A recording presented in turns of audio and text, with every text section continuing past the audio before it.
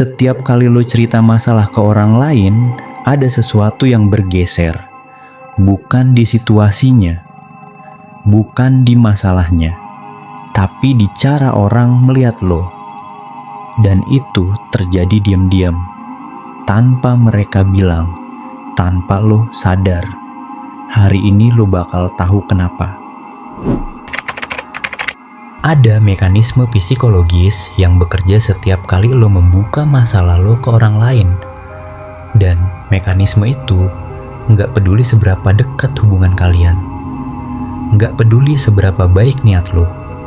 Nggak peduli apakah cerita lo valid atau tidak.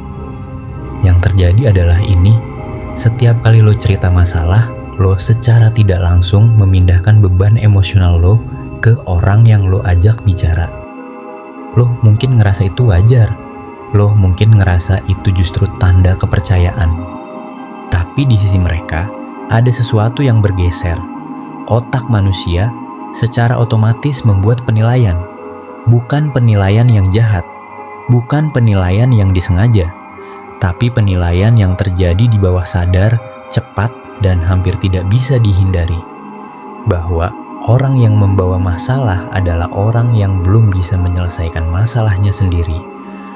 Dan orang yang belum bisa menyelesaikan masalahnya sendiri secara naluri dianggap kurang kuat, kurang stabil, kurang bisa diandalkan. Ini bukan berarti mereka salah menilai lo. Ini bukan berarti mereka jahat. Ini hanya cara kerja otak manusia yang sudah terbentuk ribuan tahun. Kita secara naluri mencari pemimpin, mencari figur yang bisa dipegang, mencari orang yang kelihatan punya kontrol atas hidupnya sendiri. Dan setiap kali lo datang dengan masalah, lo tanpa sadar mengirim sinyal yang berlawanan dari itu. Tapi ini bukan berarti lo harus jadi robot. Bukan berarti lo harus simpan semua sendiri sampai meledak. Yang perlu lo pahami adalah perbedaan antara dua hal yang kelihatannya sama, tapi dampaknya sangat berbeda. Pertama, cerita untuk didengar. Kedua, cerita untuk diselesaikan. Kebanyakan orang melakukan yang pertama. Mereka cerita bukan karena butuh solusi. Mereka cerita karena butuh validasi. Butuh seseorang yang bilang, iya lo bener, situasinya emang berat, wajar lo ngerasa gitu. Dan itu terasa enak di momen itu, terasa ringan, terasa dimengerti. Tapi yang terjadi setelahnya adalah lo keluar dari percakapan itu tanpa perubahan apapun. Masalahnya masih ada, situasinya masih sama, dan satu-satunya yang berubah adalah orang yang lo ajak cerita sekarang punya gambaran lengkap tentang kelemahan lo. Dan gambaran itu tidak hilang. Lo mungkin berpikir, tapi kan cerita ke teman itu wajar. Itu fungsinya pertemanan. Dan lo tidak salah. Tapi ada yang lo mungkin belum perhatikan. Perhatikan bagaimana orang-orang yang paling lo hormati berbicara tentang masalah mereka. Orang yang lo anggap kuat. Orang yang lo anggap punya sesuatu. Orang yang kehadirannya terasa berbeda. Mereka jarang cerita masalah. Bukan karena mereka tidak punya masalah. Justru kemungkinan besar masalah mereka jauh lebih besar dari masalah lo. Tapi mereka tidak membawanya kemana-mana. Mereka tidak menjadikannya konsumsi publik. Mereka tidak menjadikannya topik utama setiap percakapan. Dan tanpa lo sadari, itu yang bikin lo respect sama mereka. Karena ada sesuatu yang secara psikologis sangat kuat dari seseorang yang kelihatan bisa menahan beban tanpa membutuhkan tepukan di punggung setiap saat. Sekarang lihat ke arah yang berlawanan. Pikirkan seseorang yang lo kenal yang sering cerita masalah, sering mengeluh, sering datang dengan keluhan baru setiap minggu. Awalnya lo dengerin, awalnya lo peduli, awalnya lo kasih waktu dan energi, tapi lama-lama ada yang berubah. Lo mulai capek, lo mulai hindari topik tertentu, lo mulai berharap percakapan sama mereka nggak selalu berakhir di tempat yang sama. Dan pelan-pelan, tanpa lo sadari, lo mulai lihat mereka berbeda. Bukan sebagai orang yang butuh dukungan, tapi sebagai orang yang nggak bisa berdiri sendiri. Dan respect lo pelan-pelan turun, bukan karena lo jahat, tapi karena itu yang terjadi secara alami ketika seseorang terus-menerus menampilkan ketidakberdayaan mereka ke orang lain. Ada hal lain yang lebih dalam dari ini.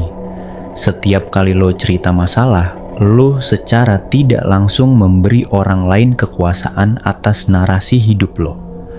Mereka sekarang tahu hal yang lo sendiri belum selesaikan.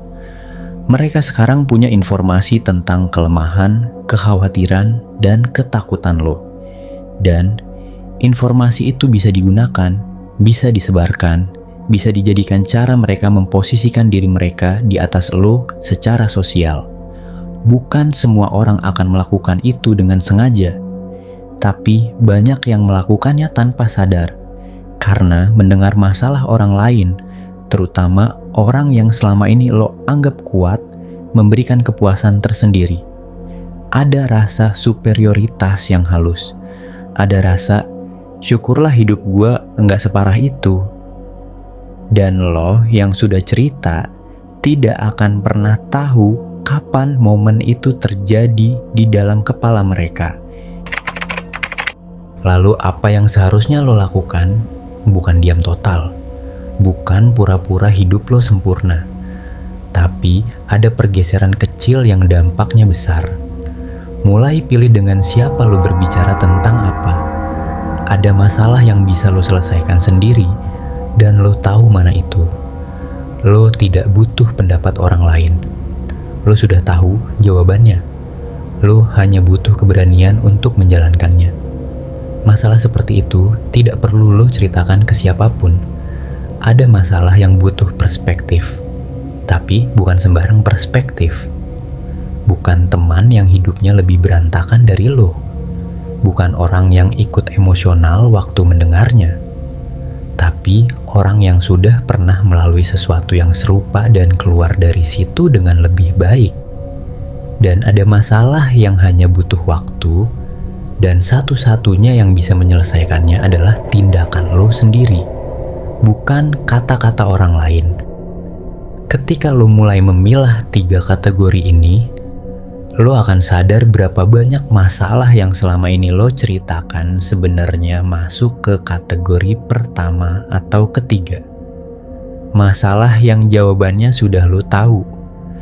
Masalah yang tidak akan terselesaikan hanya dengan dibicarakan.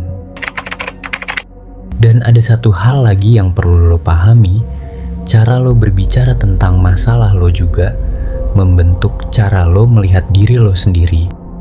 Setiap kali lo verbalkan keluhan, lo memperkuat narasi itu di dalam kepala lo sendiri.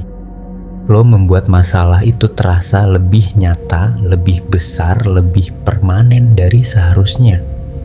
Sebaliknya, setiap kali lo memilih untuk tidak cerita dan langsung bergerak mencari solusi, lo melatih sesuatu yang jauh lebih berharga dari sekadar merasa didengar. Lo melatih kepercayaan pada diri sendiri. Kepercayaan bahwa lo bisa handle sesuatu tanpa harus minta validasi dari luar. Kepercayaan bahwa lo tidak butuh tepukan di punggung untuk tetap berjalan. Kepercayaan bahwa lo adalah orang yang menyelesaikan masalah, bukan orang yang membawa masalah kemana-mana. Dan ketika lo sudah punya kepercayaan itu, sesuatu berubah. Cara lo bicara berubah, cara lo masuk ke ruangan berubah, cara orang merespons lo berubah. Bukan karena lo berpura-pura kuat, tapi karena lo benar-benar mulai menjadi orang yang berbeda. Jadi ini bukan tentang jadi dingin, bukan tentang jadi tertutup, bukan tentang tidak punya orang yang lo percaya. Ini tentang satu hal sederhana. Jaga narasi lo. Karena setiap kata yang lo keluarkan tentang kelemahan lo adalah informasi. Dan informasi itu tidak pernah benar-benar hilang dari kepala orang yang mendengarnya. Lo boleh punya masalah. Semua orang punya masalah. Tapi tidak semua orang perlu tahu masalah lo. Dan orang yang paling kuat bukan orang yang tidak punya beban, tapi orang yang tahu cara membawa bebannya tanpa memperlihatkannya ke semua orang. Karena pada akhirnya, respek tidak datang dari orang yang tahu betapa beratnya hidup lo. Respek datang dari orang yang melihat lo tetap berdiri meskipun hidupnya berat. Dan mereka tidak perlu tahu detailnya, cukup lihat hasilnya. Jadi pertanyaannya sekarang sederhana.